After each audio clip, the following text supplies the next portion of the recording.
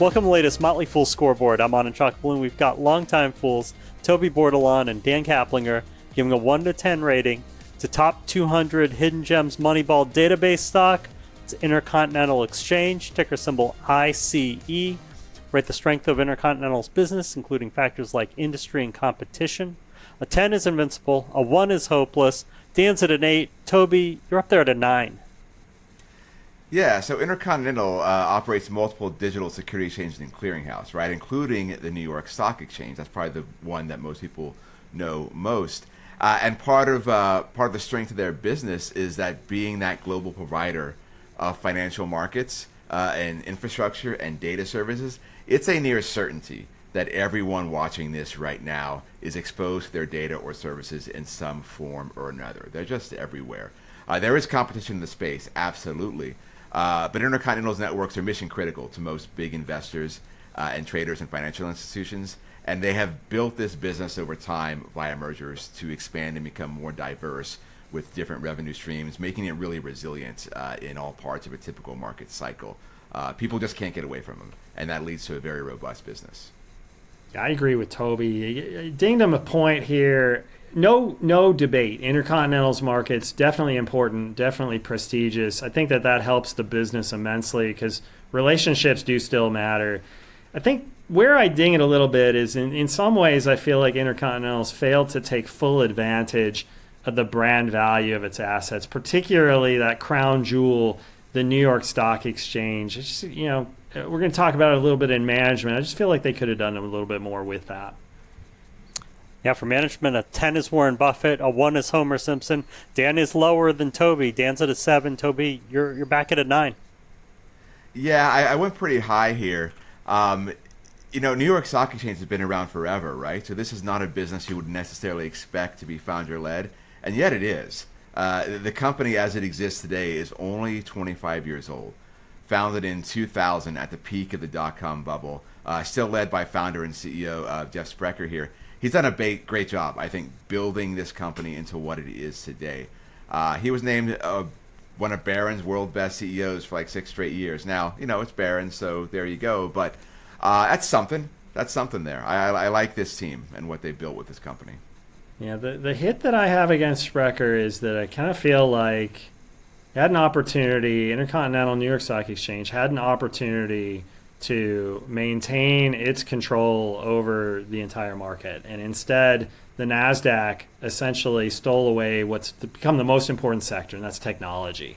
Yeah, sure. Bringing digital technology into the stock exchange for New York Stock Exchange and its other exchanges, very important for the business.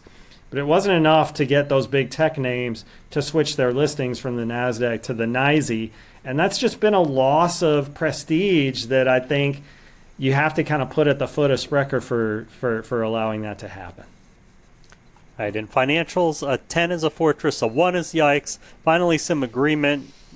Toby, you and Dan both have 8s. Yeah, I went less than the others here. Operating margins are high. The company's doing well across all segments. Operating cash flow is strong. A lot to like here, right? The reason I'm not going higher than 8, though, because the debt is higher than I'd like to see. Now, it's not in the danger zone by any stretch of the imagination, right? But it's gotten to the point where I worry it might start to impact their flexibility a little bit and maybe prevent them from taking advantage of all the opportunities that may present themselves, especially if we hit turbulent times.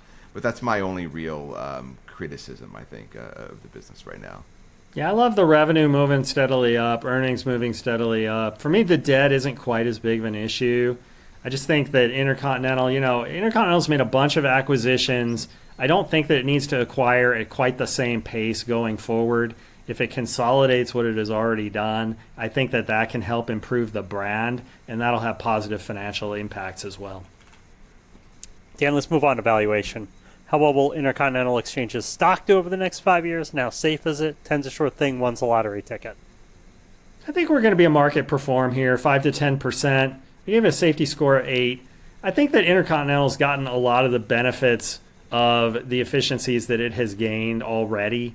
And so I'm not sure that it's got a whole lot more in the tank to support further outsized share price increases. But the stock's not overpriced. So there's definitely a margin of safety there. I think it's enough of a margin of safety even when we do see the next downturn in the stock market, whenever that comes. Yeah, 10 to 15% on returns for me, but on the lower end of that range. So I'm not sure Dan and I are super far apart on this. I think the stock has done well recently, and like Dan, I'm not sure I necessarily expect to see it outperform in a major way over the next 5 years. I went a little lower on safety at a 7. It is relatively safe given their market position. I do think a stock market crash would be impactful, though. And the stock's a little bit high to me. They're not too bad. The floor, I think, is quite high on the stock here.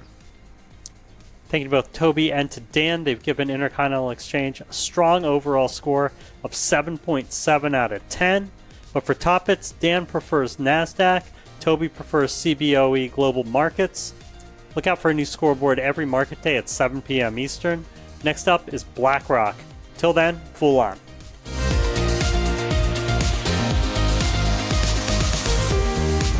Am I the only one who always thinks of the WWE for Intercontinental? Just think of the Intercontinental belt and the Ultimate Warrior had and stuff like that.